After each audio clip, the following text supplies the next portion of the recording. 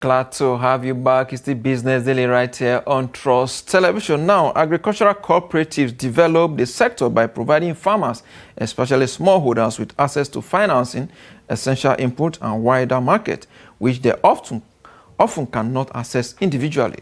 This is achieved through both internal funding mobilization and external credit acquisition facilitated by the cooperative structure. How are cooperatives facilitating agricultural financing and development? We'll get some answers today, as I'm now being joined on the show by Emmanuel Atama. He's the Executive Secretary, CEO, National Cooperative Financing Agency of Nigeria. Good morning, Mr. Atama. Morning. Glad to have you on Business Daily. Thank you. All right. Let's look at the issue of agriculture. It's very, very critical to us, and part of the concerns that many farmers have raised is the issue of access to credit.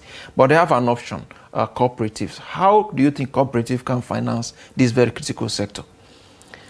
Thank you very much. First of all, at the moment, finance is not a much more problem like insecurity. First of all, the government need to fix the level of insecurity that the farmers are facing to enable them farm. Then we now move to issues of financing. The cooperatives are quasi-financial institution in the sense that the members, first of all, build their financial stand. Once a cooperative is registered, the cooperative sell her shares to the members. The members subscribe to it, and then they now make their regular contributions. Some of them do it weekly, some fortnightly, or some monthly. But what the law says that before a member is eligible to take loan from the cooperative, that member must have saved up to 6 consecutive times. And the members can take either double or triple of what the members have in the cooperative.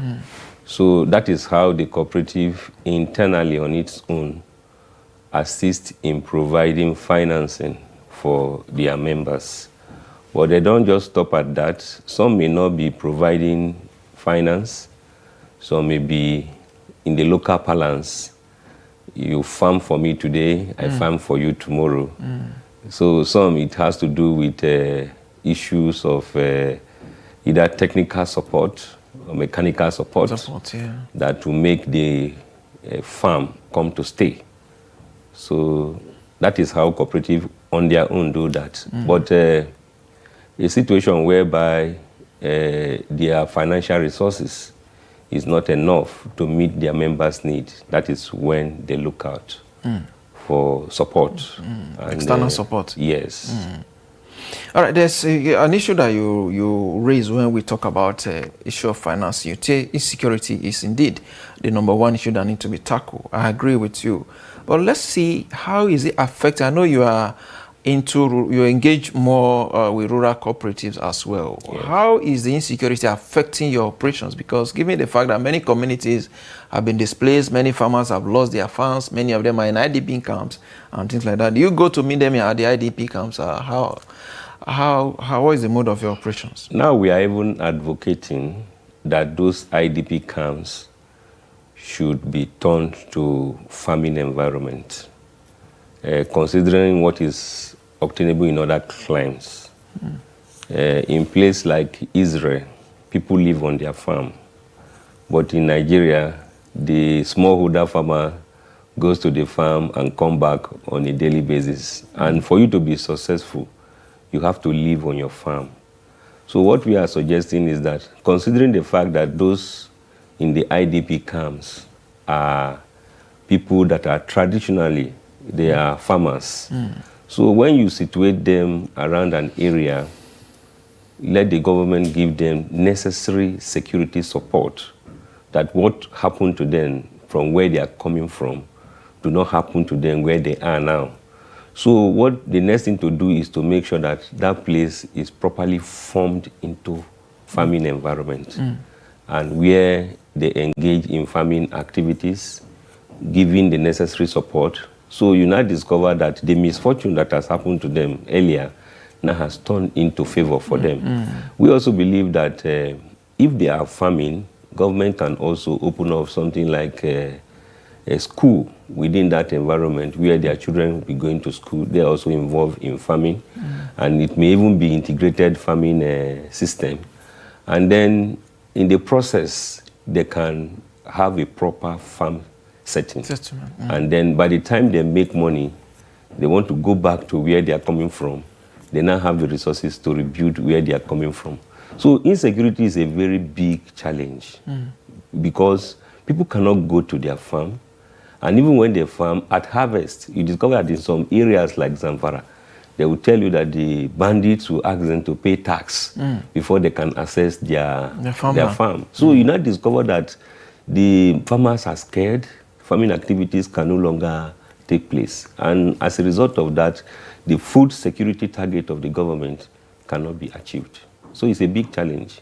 So that at any time when you think of it, and then think of doing good farming activities, and then you thought of what will happen at the farm, you become discouraged. That is why we are saying that beyond financing, insecurity is a very big challenge. And how is this affecting our food security, which is very, very key? We understand government has gone into food importation to supplement what we are having in the market. Do you think that is enough to give us adequate food security or sufficient food sufficiency, as the case may be? You see, the issue is that government going into importation is a big policy somersault. Because you discover that at a point in time, foreign rice were no longer in the market. Absolutely. And now it has come back. And I tell you that a lot of our farmers today are crying in the sense that they borrowed money at a very high interest rate. Today, what they are recovering from their credit is just like about a quarter of what they borrowed. They borrowed. So where are they going to get the balance? So the issue of going into importation when there is a direct cause of the shortage that is not addressed is not a permanent solution. We believe that government has all the resources to quell any insurgency. So first of all, let us tackle the banditry that is affecting the farming activities. Then allow people to go and farm. Let us retain the gains of internal consumption, because it is taking us backward to where we are coming from. So it is not a good thing at all, and I believe that this importation should be like a temporary solution, so that government should also assist the farmers who are losing a lot by giving them some sort of incentives that will help them to come out of the huge loss that they have gone into as a result of the insecurity compounded by the importation.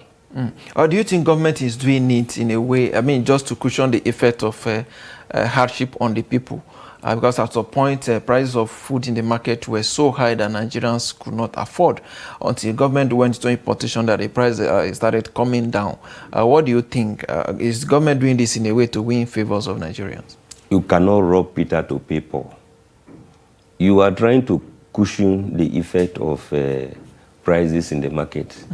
Meanwhile, those whom we have within, who are helping out, farming, to make us proud, to improve on our production capacity, they are injured.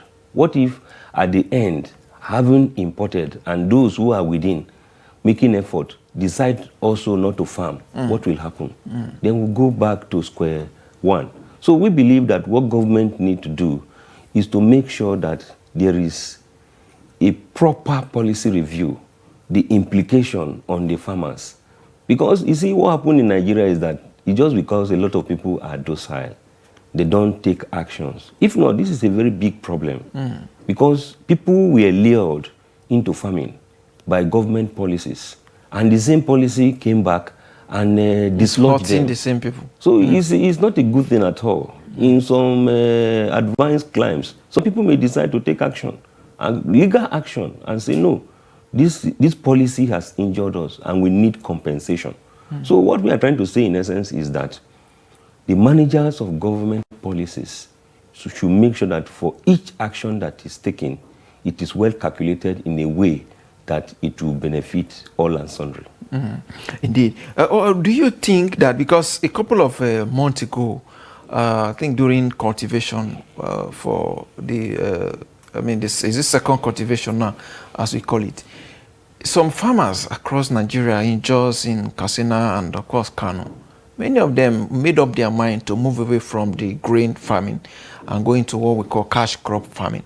According to them, they are losing so much with regards to their grain. I recall spoken to a farmer who told me that what he spent in cultivating his land was far less than what he realized at the end of the day. So he is putting all his effort now into growing cash crops that will earn him more money by the time he grow them and export them out of the country. What does this portend to the future of grain farming, which is more like the regular consumables in Nigeria? So what is saying, what is going to happen is that there's going to be high cost of living, especially as it has to do with feeding. Because if people only focus on cash crop, that means it's purely commercial. We will not be depending on what is produced elsewhere. You see, a situation whereby Nigeria start importing beans, start importing rice, and so many other things, it weakens our strength as a country, because we need to have a good production capacity with regards to stable foods, so that our people can be well fed. Because the food security you are talking about translates to the health of the individual. But if we are focusing on commercial, on making money at the expense of people's health, it is not good at all. So that is why I always advocate that there must always be a balance.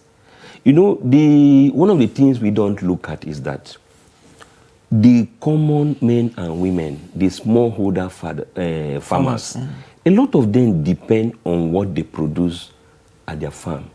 Very few of them go to the market to buy certain things. So a situation whereby those people cannot farm, and then some people are making money from cash crop, you see that there is always a mismatch. And when that mismatch happens, it has ripple effect on society, because a hungry man is an angry man. Angry man. So you now discover that those young people in the villages that are into farming, they decide to do something else.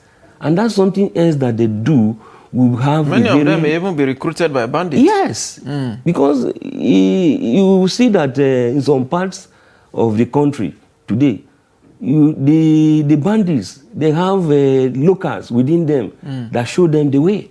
So what we are saying is that there is a need for holistic look into the farming activity, especially as we target food security, so that everybody's interest is captured and it is going to be of benefit to all and sundry. Sundry, indeed, which is very, very important. Food security is indeed very key.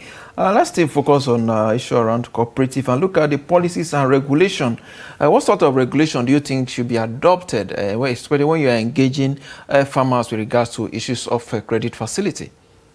You see, the lending for agriculture, you discover that government has been championing it through series of agri-care scheme, and which has tremendously supported the farmers. I recall there were some schemes under the former president, Muhammadu Buhari, the Anchor Borrowers Program, the NISA Microfinance Bank, and so many of them. But it just seems that those schemes are no more active.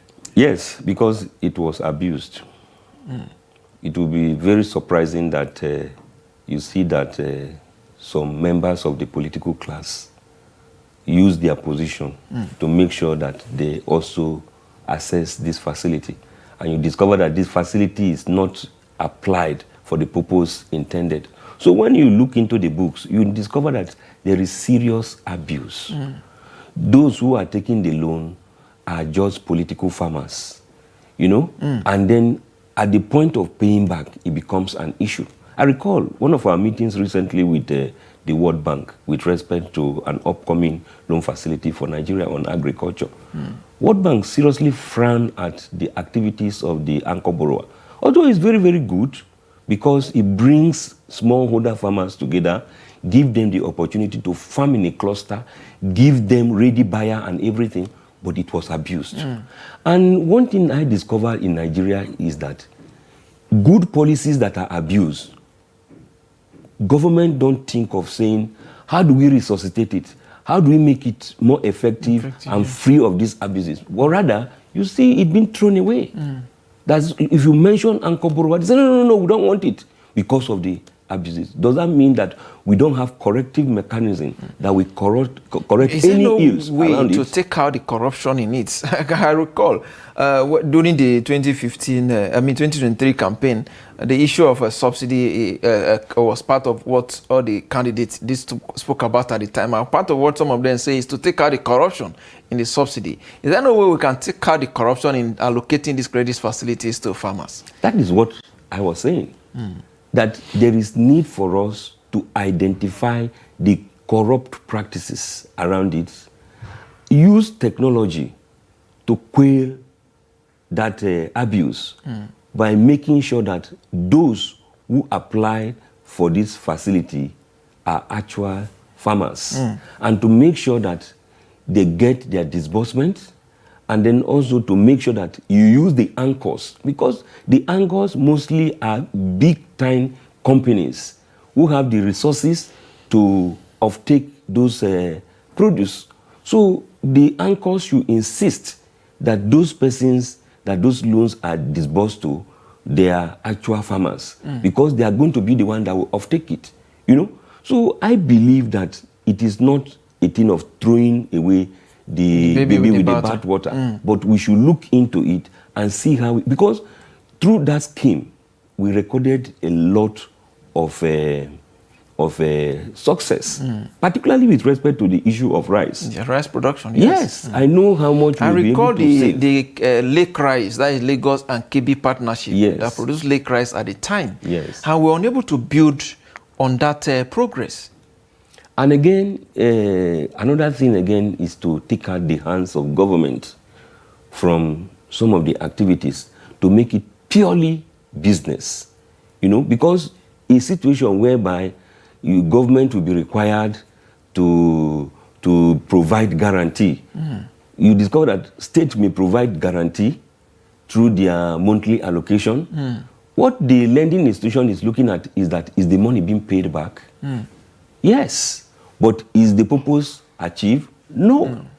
So that is the issue. You discovered a situation whereby a state provides its guarantee, take a facility on behalf of a citizen, and then the facility is diverted for something else. When somebody wants to check, you say, okay, the state took 10 billion naira loan for agric. Is it paid back? It has been paid back. But the purpose for which it is intended is not achieved. Did the money get to the farmers? Yes, so there is a need for a holistic monitoring and evaluation, so that such state that does not engage in the agriculture activities as intended will be penalized on taking further loan in respect of that. This is more like, this has become a problem with almost all government schemes. I mean, we have a Bank of Agriculture, we have so many initiatives for agriculture, right from the days of President Obasanjo, the Operation Feed the Nation, the Green Revolution, and so many of them. All were aimed at actually revolutionizing agriculture, but yet the same problem keep persisting, the issue of corruption and misuse of all of these funds. What is the way forward? I think it's not all of them that is corruption, but what I call continuous policy discontinuation. Everybody that come on board want to have his own policy, not continuing with what was on ground before the person have emerged. So I think we just need to look at it from a nationalistic perspective, that once a policy is good enough, what you need to do is to sustain it. And because the policy cannot be static, we can be rebranding it from time to time to make sure, because especially this one that has to do with anchor borrower is the best way of assisting smallholder farmers to also have a face within the market. And another scheme again that has to do with agriculture guarantee scheme, whereby government will provide the guarantee for citizens to take agriculture loan. And when you finish paying, the government will make sure that you get about 60% refund of your interest you have paid, and like a thank you for paying back on time. So I think what we need to do is to make sure that we bring these farmers together through the cooperative instrumentality, making sure that they have what we call group guarantee. How effective is the Ministry of Agriculture in this regard? Because I understand they have a cooperative. There's the one they call a Renew Hope Cooperative Reform. And of course, there's another one, Revamp Program. That is what it is. It's domiciled at the department in the Ministry of Agriculture. How effective is this cooperative in, assisting farmers? Renew Hope is the central initiative of the government in place in all sectors of our economy. So when you come to agric, is Renew Hope Agriculture. And then when you come down to cooperatives, because the Department of Cooperatives at the federal level is domiciled. Your question is, farmers' hope really renewed? Yes, there is hope because there are activities, there are a set of activities that have been put in place to see that the hope is actually renewed. I have witnessed distribution of inputs to farmers. When farmers says that some of this input don't come at the right time. Yes, so when it doesn't come at the right time, the next thing you need to do is to make sure that in the next stage it comes at the right time. So, working with government also requires some level of push, pressure, and advocacy. So the farmers also, through their cooperatives, should put off enough advocacy so that these things happen at the right time. So for me, from what we have seen so far, the Ministry of Agriculture and Rural Development, where the cooperative is domiciled at the federal level, is also S-RAIN all the programs, all the activities, because the ministry were doing a lot with respect to agriculture, but you discover that some of their powers, some of the things that they were doing ab initio have been taken out of them by the central bank. You know, such that the ministry were just only like contributing to policy making, whereas before they are fully involved in implementation, extension services, and so many activities. So what we are saying is that the ministry should take full charge of agriculture activities, while the central bank and other development financial institutions provide the financing. We believe that when that is done, the thing will be properly situated the way it's supposed to be. Is there any other channels for government or even NGOs aid to the farmers? Yes, the NGOs also are involved in a set of activities that support the farmers in one way or the other. I see, if you look at the activities of Action Aid, you will see that they emphasize so much on smallholder farmers because it is one way to greatly impact on the lives of citizens. So through that advocacy, through that push, and through that visibility, it goes a long way to shaping government and development finance institutions to do the right thing. So I believe that the NGOs, they are doing the right thing, but the NGO need to have a mix of cooperatives so that they can push and do the right advocacy that will elicit the right support. Support, indeed. But despite all of this that we've talked about, this cooperative also face some challenges. They've been issued about the inadequate member contributions, poor management of some of these funds. How do you think this can be addressed? Because in a way, when farmers who intended to join cooperatives see their fellow farmers who are members are complaining, how do you think that will encourage them again to join? You see, the issue is that a lot of people that form cooperative, forgetting the fact that cooperatives are business entities also, such that before you go into cooperative, you have to, first of all, have like a feasibility study of what you want to do. As a matter of fact, any good cooperative should have like a strategic plan that spans up to like 5 years on what they have come to do. There must be reasons why farmers should come together to form cooperative, but most often it is not there. Some of them come together like beggars club, and then they just register, and the next thing you see them running around looking for facility here and there. But before you can get facility, you need to have a pedigree. You need to have a history of how you've been helping yourself before external funds can come in. But the situation whereby you have registered, you just open your bank account, you check it, you don't see any meaningful contribution from the members, and you're asking external sources to give you money, it will not happen. So what we have engaged in talking with most of the agricultural cooperatives today is that, first of all, build your stake, buy your shares, make your contributions that shows that you have the capacity, because most of these loans that come requires percentage contribution of the farmers.